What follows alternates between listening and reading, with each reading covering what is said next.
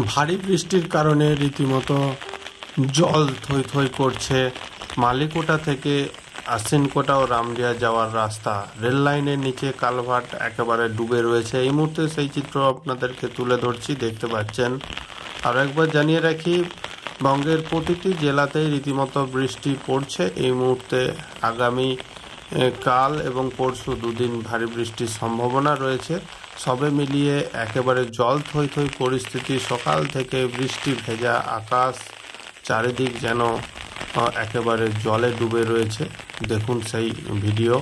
একদিকে যেমন দেখতে পাচ্ছেন রেলগেটের নিচে যে কালভার্ট, অর্থাৎ কালভার্ট ডুবে রয়েছে, যোগাযোগ ব্যাহত হচ্ছে। এবং অপরদিকে চাষযোগ্য জমি, বিভিন্ন রকম তিল যারা রেখেছিলেন, সব জলে ডুবে রয়েছে।